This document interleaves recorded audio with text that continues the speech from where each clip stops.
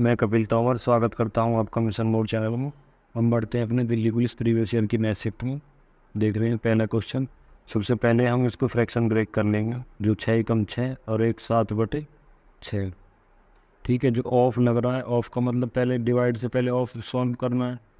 सबसे पहले होगा 6 कम 6 और 7/6। डिवाइड ऐसे ही रहने दो, 2/3, यानी कि 7 दूनी 14 और 8 तिया 24। ठीक है, माइनस 7/8 गुणा में चेंज कर लो, कितना हो गया ऊपर 6/5 इंटू 5/24 माइनस माइनस। अब यहाँ देखेंगे ब्रैकेट में जितने के ऊपर बार रहता है उतने 9, जितने के ऊपर बार नहीं है उतने 0। 90 आ गया नीचे। और 65 में से माइनस कर देंगे जितने के ऊपर बार नहीं है 6। -59, 2 के ऊपर बार है तो 2 9 लगा दो डायरेक्ट। और गुणा 11 कम 11 और 12/11। अब यहाँ देखो 7/6 इंटू 24/14 माइनस 5 से 5 खत्म, 6 चौक 24। ये कितना बच गया 7/32 माइनस ये कितना बच गया है ब्रैकेट के अंदर 59/90। और ये डिवाइड था, जब साइन चेंज करेंगे डिवाइड से इंटू तो संख्या पलट जाएगी। 99/59 और इंटू में कितना 12/11। 59 से 59 गया, 9 से 10 बार और 9 से 11 बार। 11 से ये वाला 11 का था, 2 छिक्का 12 और 2 पंजे 10। ठीक है, इसे काटो। हाँ, 6 चौक 24, 7 दूनी 14, 2 से कितनी बार 2 बार। तो हमारा कितना बच गया 2 माइनस के 7/32 और माइनस के 6/5। 32 और 5 कैल्शियम ले लो, कितना आएगा 32 और 5 कैल्शियम आएगा 160। 2 से 1 रह गया नीचे के 60 दूनी 3 से 20। 32 से भाग करोगे 5 बार, 7 पंजे 35 माइनस 5 से भाग करोगे 5 तिया 15 और 5 दूनी 10, यानी कि 32 बार। 32 छिक्का 192। ठीक है, जब इनको आप माइनस करोगे तो कितना आएगा 93/160। बढ़ते नेक्स्ट क्वेश्चन की ओर। नेक्स्ट क्वेश्चन क्या कह रहा है, यदि ब्याज की गणना वार्षिक तौर पर एक निश्चित धनराशि पर 10% से 2.5 वर्ष के लिए इतनी हो जाती है। यदि ब्याज की गणना अर्धवार्षिक रूप से की जाती है तो धनराशि पर समान दर से 1 वर्ष में होने वाला प्राप्त ब्याज बताओ। आपको पता है रेट कितना है, सबसे पहले 10%। 10% यानी कि 2.5 साल का। ऐसे समझो, पहली साल, दूसरी साल और ये एक रोटो 2 आधी साल। इस साल भी 10%, इस साल भी 10%, लेकिन आधी साल की बात आएगी तो रेट कितना लगेगा 5%। जब आधी साल के लिए 5%, तो 10 की फ्रैक्शन कितनी होगी, 10 रुपये दिए 11 मिल गई, 10 रुपये दिए 11 मिल गए। और अगली बार 5 की फ्रैक्शन होती है 1/20, यानी कि 20 रुपये लगाए 21 मिल गए। यानी कि ये क्या था आपका प्रिंसिपल, तो ये क्या था आपका अमाउंट। 20 दाम कितना होगा 2000, 11 11 से 121, इन दोनों की गुणा होगी 121। 121 में 21 की गुणा करेंगे तो 25 41 आएगा। 25 41 जो ब्याज मिला है वो कितना मिला है तुम्हें। ठीक है, 25 41 यानी कि मिश्रधन दे रखा है हमें क्वेश्चन में। क्या दे रखा है मिश्रधन 12,705 रुपये। ये मिश्रधन है और हमारा कितना है 25। और हमसे पूछा क्या है मूलधन, यानी कि 2000 रुपये। ठीक है, अब इससे काटेंगे, इसे 5 एकम 5, यानी कि ये पूरा 5 बार में कट रहा है। ठीक है, 5 दूनी 10, 10,000 हमारा आ गया मूलधन कि इतना पैसा था हमारा। ठीक है, अब क्या कह रहा है, यदि ब्याज दर जो है अर्धवार्षिक हो, ठीक है, समान धनराशि पर, और 1 वर्ष में प्राप्त होने वाला चक्रवृद्धि ब्याज कितना होगा। अब हमें पता है जब 10,000 रुपये हैं, रेट कितनी है, पहले 10 थी, अर्धवार्षिक हो जाएगी तो रेट आज ही हो जाएगी 10/2, यानी कि 5%, है ना। पहली साल 2.5 वर्ष के लिए निकालना है, यानी कि 2 साल तो रहेगी 105/100 डायरेक्ट 105/100। और जो आधी साल रहेगी ना 2.5 साल की, तो ये फिर आधी हो जाएगी, कितनी हो जाएगी 2.5। तो यहाँ 100 रुपये दोगे तुम आधी साल के लिए तो कितने मिलेंगे 102.5। ठीक है, आप ये वाला पॉइंट हटा लो पहले, यहाँ से एक 0 और बढ़ा लो। ठीक है, 0 ख़त्म करो, 2 ये और 2 ये, चारों 0 ख़त्म। 105 रह गया आपका। अब ये कितना रह गया 102, यानी कि 25 से काट लो। ये वाला 1000 25 से काट लो, 25 चौका 140।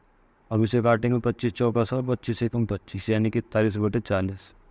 ठीक है, अब 5 से काट लो, 5 अट्ठे 40, 5 दूनी 10, 5 एकम 5, यानी कि 21 की 41 में गुणा करोगे तो 861 हो गए। ठीक है, गुणा 105/8। 8 से काट लो इसे, 8 से काटोगे तो कितना आ जाएगा, 8 एकम 8, 8 सत्ते 56, 8 पंजे 40, 8 दूनी 16, 8 पंजे 20, यानी कि 175.25 गुणा 105 करेंगे, ये कितना आ जाएगा 10,125। ठीक है, अब हमसे पूछा है खाली ब्याज। 10,125 क्या है, अमाउंट, यानी कि मिश्रण था। पैसा कितना था हमारा 10,000, तो हमारा जो बचेगा ब्याज कितना आएगा 1,025 रुपये। ठीक है, बढ़ते नेक्स्ट क्वेश्चन की ओर। नेक्स्ट क्वेश्चन क्या कह रहा है, एक 8 सेंटीमीटर त्रिज्या वाले बेलन को धात्विक गोले x की त्रिज्या के लंबवृत्तीय बेलन के रूप में परिवर्तित किया जाता है यदि बेलन की ऊंचाई गोले की त्रिज्या की 3 गुनी है। x का मान बताओ। यानी कि हमें पता है सबसे पहले कि जो बेलन होता है वो कितना होता है πr²h, और जो गोला होता है 4/3 πr³। अब वैल्यू पुट कर दो, दोनों का वॉल्यूम यानी कि आयतन बराबर होगा। ये पिघला के बनाया जा रहा है। पाई का मान पाई रहने दो, बता रखो, दोनों साइड कट जाएगा। आर ये इसकी त्रिज्या चाहिए ना हमें, एक्स का मान यानी कि एक ठोस त्रिज्या वाले गोले का, यानी कि बेलन की त्रिज्या r² चाहिए गुणा एच। एच कितनी है इसकी, बेलन की ऊंचाई की त्रिज्या की 3 गुनी, यानी कि 8 3 24।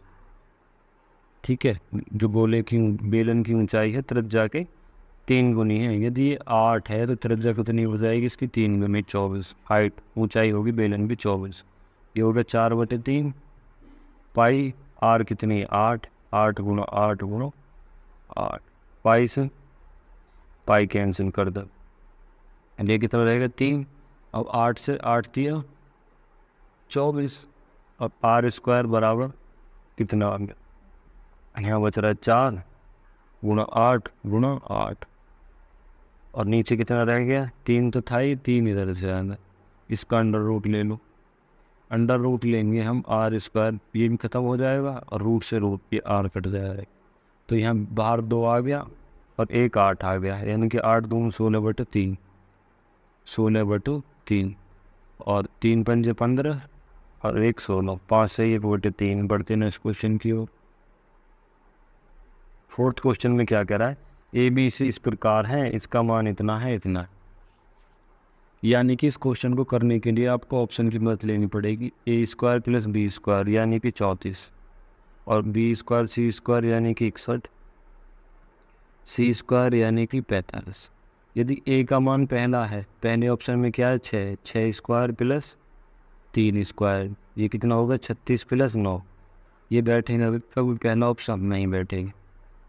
5 वाला ये वाला सारे चेक करोगे आप तो कोई सा भी नहीं बैठेगा, ये बैठेगा। देखो a² कितना है, एक जगह 3 है, 3 का स्क्वायर + 5 का स्क्वायर, 3 का स्क्वायर 9, 5 का स्क्वायर 25, यानी कि 36।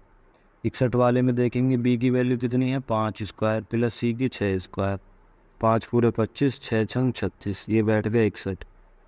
ठीक है, अब ऐसे ही c और 1 45, c की कितनी है 6, 6² + a की कितनी है 3², 6 छंग 36 और +9, ये कितना बैठ गया 45। ऑप्शन की मदद से जल्दी कर सकते हैं। बढ़ते हैं नेक्स्ट क्वेश्चन की ओर। फिफ्थ क्वेश्चन क्या कह रहा है कि जब एक संख्या को 4 5 6 9 से विभाजित किया जाता है, प्रत्येक स्थिति में 3 से स्पेल बचता है। 4 अंकों की छोटी से छोटी संख्या है ऐसी कोई, यानी कि संख्या कितने अंकों की 4 अंकों की। अभी देखो 4 5 6 और 9, इनका एलसीएम ले लो पहले। एलसीएम कितना आएगा इनका, ऐसी संख्या भी इनसे कट हुई है। 4 4 पंजे 20 और 3 60, 120 180, यानी कि इनका एलसीएम कितना आएगा 180। अब कह रहा है 3 से स्पेल बचना चाहिए, और जो संख्या है वो 4 अंकों की होनी चाहिए कम से कम, और हमारी कितनी है 3 की, यानी कि ऐसा रहा होगा 80 गुणा के फैक्टर होगा कुछ, और एलसीएम जो शेष है वो कितना बच रहा होगा 3। ये चीज़ होगी। अब इस संख्या के अंकों का योग पूछना है। हम के का मान रखते हैं पहले, यानी जब तक 3 अंकों की संख्या ना हो। 2 रखा 18 दूनी 36, 18 तिया 54, 18 चौक 72, 18 पंजे 90, 18 छिक्का 108। ठीक है, अब कितनी संख्या होगी? 18 छिक्का 108 और 0 ये के का मान 6 रख दिया प्लस 3। अब कितना होगा? 1083। छोटी से छोटी 4 अंक की ये संख्या है जिसमें इनसे विभाजित करने पर ये शेषफल आएगा। इसके अंकों का योगफल पूछा है। 3, 8, 3, 11 और 1, 12। बढ़ते नेक्स्ट क्वेश्चन की ओर। इसमें कह रहा है कक्षा परीक्षा में एक विद्यालय में विद्यार्थियों की संख्या भी विद्यालय में होने वाले से 20% अधिक थी।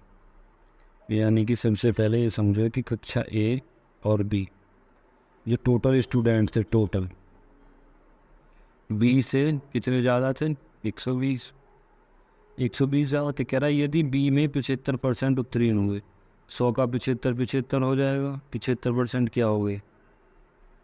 पास। तो 25 कैसे रहे होंगे? फेल। 25 फेल हो गए। अब कह रहा है यदि दोनों विद्यालयों में उत्तीर्ण होने वालों की कुल संख्या विद्यालय बी के उत्तीर्ण होने वाले विद्यार्थियों की संख्या से 80% अधिक है। यानी कि अगर समझो बी में कितने लोग पास हुए हैं? 75। और जो कुल संख्या है ना, मान लो कि ये 100 है, इससे कितने अधिक है? 80%। तो कितना हो जाएगा? 180। 0 कट गई, और 2 पंजे 10 और 2 नाम 18। 5 से काट लो, कितनी बार? 5 एकम 5, 5 पूरे 25, 15 नहीं मार 135। ये क्या है? टोटल स्टूडेंट जो पास हुए हैं। ठीक है, और बी में कितने पास हुए हैं? 75। तो कितने बच गए? इन्हें घटा दो इसमें से, कितने बच गए? 60। यानी कि जो 60 लोग हैं वो कहाँ पास हुए हैं? ए में। ये 60 ए में पास हुए हैं।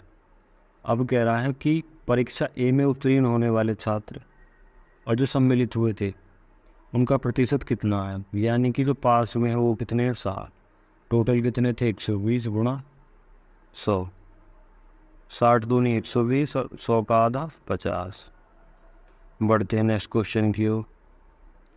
7th क्वेश्चन क्या कह रहा है? 30 सेंटीमीटर भुजा वाले एक समबाहु त्रिभुज के अंदर एक वृत्त बनाया जाता है। समबाहु त्रिभुज का मतलब समझिए जिसकी तीनों भुजा बराबर हो। इसके भीतर एक क्या बनाया जाता है? वृत्त। ठीक है, त्रिभुज का, यानी कि त्रिभुज का जो क्षेत्रफल होता है। अब हमें क्या है कि सबसे पहले हमें भुजा दे रखी है किसकी? 30 सेंटीमीटर वाला एक समबाहु त्रिभुज है, यानी कि जो इसकी भुजा है एक, ये 30 है, तीनों ही 30 है। सबसे पहले हमें पता है जो अंदर के वृत्त का होगा इसकी जो आर होगी, यानी कि स्मॉल आर का फॉर्मूला होता है a/2√3, और कैपिटल आर यानी कि अंतर्वृत्त जो होती है एक इसके बाहर जो होगी ऐसे करके, वो ये होगी कैपिटल आर। इसका फॉर्मूला होता है a/√3। अब हम यहाँ पे ये यूज करने वाले हैं स्मॉल आर वाला, क्योंकि अंतर्वृत्त की त्रिज्या है ना। जब भुजा इतनी है, भुजा हमारी कितनी है? 30 बटे में 2√3, यानी कि स्मॉल आर बटे में √3। अब 2 से काट लो, कितना हो गया? 15 आ गया। ठीक है, अब ये कितना बचा? √3 से ऊपर भी गुणा कर दो और नीचे भी √3। एक √3 था ही नीचे, √3 की गुणा करोगे तो ये कितना आ जाएगा? 15√3 बटे में 3। 3 से 5 बार √3 कितने हो गए? 3, और 3 पंजे 15। यानी कि जो स्मॉल आर है वो कितनी आ जाएगी आपकी? 5√3। अब कह रहा है इस वृत्त का क्षेत्रफल बता दो। वृत्त का क्षेत्रफल होता है πr²। पाई है ऑप्शन में सब में, तो पाई का मान नहीं रखते। आर कितनी गुणा 5√3 गुणा में 5√3, 5 पूरे 25, और √3 से करोगे 3, यानी कि 75, और पाई का कोई मान रखना हो, ये आएगा आपका आंसर। बढ़ के नेक्स्ट क्वेश्चन की ओर। 8वां क्वेश्चन क्या कह रहा है? 2 रेलगाड़ियाँ XY एक ही समय पर चलना शुरू करती हैं और Y स्टेशन से B की ओर पार करने के बाद अपने स्थल पर इतने से देरी में पहुंच जाती हैं। यानी कि ये क्वेश्चन अब तक कई बार रिपीट हो चुका है। ऐसे समझो कि कोई दूरी है, ये Y और ये x, यहाँ से a चलना शुरू करता है और यहाँ से b। अब b ने यहाँ से चलना शुरू करा, ये कोई इनका मीटिंग पॉइंट होगा। यहाँ मिलने के बाद a पे पहुँचा और a ने यहाँ से चलना शुरू करा, यहाँ मिलने के बाद यहाँ पे पहुँचा, यानी कि a कब पहुँचा है 8 सही 2/5 और b कब पहुँचा है 4 सही 2/7। अब इसका फॉर्मूला देखो डायरेक्ट क्या होता है, यानी कि speed of x upon speed of y बराबर √T2 अपॉन T1। अब रख दो, स्पीड ऑफ x कितनी दे रखी है 50, स्पीड ऑफ y चाहिए हम, ठीक है, बराबर रूट में T2 कितना है यानी कि बाद वाला 7 चौक 28 और 2 30, 30/7 और T1 कितना है 8 पंजे 40 और 2 42/5। आपको क्या करना है, ऐसे लिखो 50 अपॉन स्पीड ऑफ y बराबर 30/7 इंटू में 5/42। ये रूट है, मैं दोनों तरफ वर्क कर दूँ, इसका भी वर्क कर लो और इसका भी, रूट से ये कट गया और इसका कितना हो गया, ये कितना हो गया 25 से बटे 5 पूरे 25y, यानी कि इस y का स्क्वायर जो स्पीड मानी है हमने, स्पीड ऑफ y का स्क्वायर, ठीक है। इधर रूट कट गया, यहाँ कितना होगा 3 पंजे 15 यानी कि 150। साथ में 42 की गुणा करोगे, साथ में 42 की गुणा कर लो, 7 दूनी 14, 1 7 चौक 28 और 1 29 294। 150 से कितनी बार जाएगा, ये काट लो तुम ऐसे, 5 थिया 15 और 5 पूरे 25 50, 3 से इसे काट लो, 3 से कट जाएगा, 3 नम 27, 3 नम 27 और 3 अट्ठे 24, यानी कि स्पीड ऑफ y स्क्वायर बराबर कितना हो गया 50 इंटू 98, ठीक है। अब इधर का वर्ग है, इधर जाकर अंडर रूट बन जाएगा। अब इन दोनों की गुणा करोगे कितना आएगा 4900, ये वाला वर्ग हट गया, अब इधर जाकर रूट लगा दिया, तो स्पीड ऑफ y 4900 किसका वर्ग है 70 का। बढ़ते हैं नेक्स्ट क्वेश्चन की ओर। 9th क्वेश्चन क्या कह रहा है कि जब सुमित एक निश्चित वस्तु को मूल्य पर बेचता है, उसके विक्रय मूल्य का 4/5 भाग पर बेचता है तो 10% की हानि होती है। यानी कि ऐसे समझो कि जो मार्केट प्राइस था, ठीक है, हानि कब होगी, और ये क्या था सेलिंग प्राइस, यानी कि 100 था और ये 80, ठीक है। और ऐसा देने के बाद यानी कि 4/5 का मतलब कितना होता है, ये 4 की चीज़ ये 5 की, 80 की चीज़ बेचने पर उसे 10% का लॉस हो रहा है, यानी कि 90। CP निकालने के लिए गुणा 100, ये आ गया हमारा CP इतना, 9 0 से 0 काट लो, कितना आ गया 800/9। अब देखिए थोड़ी सी समझने वाली बात, यदि वास्तविक विक्रय मूल्य पर वो 95% का बेचता है तो उसका लाभ बताना, ठीक है।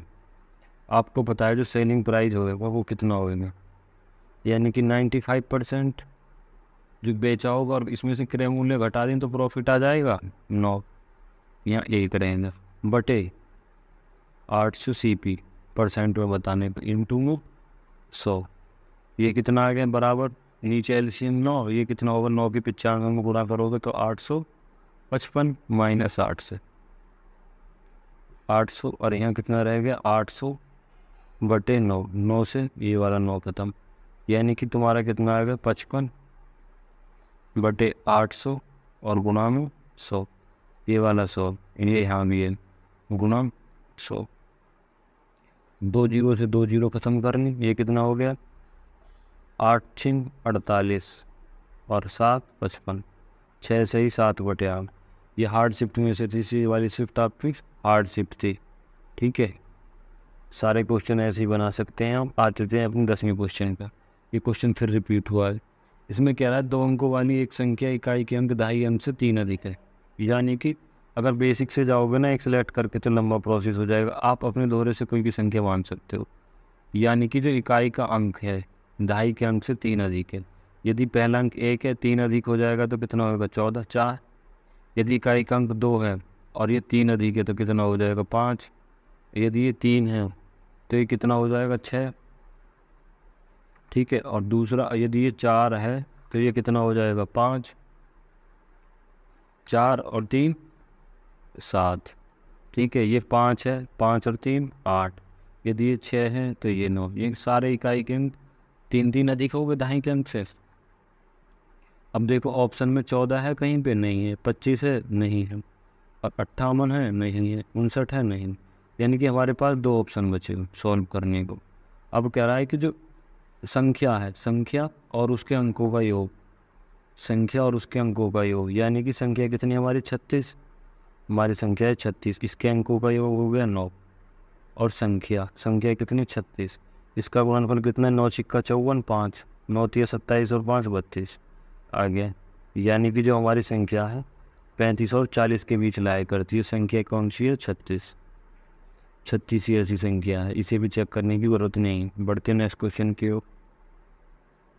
11वां क्वेश्चन क्या कह रहा है कि यदि एक परीक्षा में 52 छात्रों का औसत 45 था, यानी कि ऐसे समझो 52 छात्र थे, औसत अंक कितना था 45। अब कह रहा है कि उच्चतम और न्यूनतम अंक छात्र मिला दिए जाते हैं, शेष छात्रों का औसत 1 घट जाता है, यानी कि 2 छात्र घटा दिए। अब औसत कितना हो गया 1 कम, यानी कि 44। घटाए कौन कौन से, हाईएस्ट प्लस लोएस्ट, यानी कि जिसके सबसे ज़्यादा मार्क्स थे और जिसके ज़्यादा कम थे, 2 लोग हो गए जी, हटा दिए। तो कह रहा है कि इन दोनों का औसत कितना होगा, इन दोनों का। ये देखो ये संख्या है, ठीक है, ये औसत है। अब हम निकाल लेते हैं पहले योग। योग निकाल लो, 52 की 45 में गुणा कर लो, कितना आएगा 23 40, और 50 की इसमें करोगे 0, 5 चौक 20, 20 और 2 22, यानी फिर 22 से इतने आ गए 140 और ये 22, यानी कि आंसर में कितना होता है 140। 140 क्या है, सम है, हाईएस्ट प्लस लोएस्ट, यानी कि जिसके सबसे ज़्यादा थे जिसके कम थे। इसका औसत बताना है, 2 लोगों का है, आधा कर दो, कितना हो जाएगा 70। बढ़ते हैं इस क्वेश्चन की ओर। 12वां क्वेश्चन क्या कह रहा है कि एक निश्चित धनराशि साधारण ब्याज पर 4 वर्षों में इतनी और 7 वर्षों में इतनी हो जाती है। यानी कि ऐसे समझो कोई भी राशि 7 वर्षों में 11,700 हो जाती है और 4 वर्षों में 99। ठीक है, ये कितना आएगा 3 0 0, और इसका अंतर कितना आ जाएगा 8 और 1 1800। यानी कि 3 साल में 1800 रुपये ब्याज के मिले, तो 1 साल में कितने मिले 600। ठीक है, अब सबसे पहले हमारा काम है मूलधन निकालना। मूलधन कैसे निकालेंगे, यदि यहाँ देखो, यहाँ ये 4 वर्ष है, 4 वर्ष बाद हुआ है इतना 99। 1 साल का ब्याज कितना है 600, भी 600, 4 साल का कितना हो जाएगा 2400, और ये कितना है आपका 9900, और इसमें से 2400 माइनस कर दो, 0 0 5 और 7, यानी कि 7500 क्या हो गया आपका मूलधन।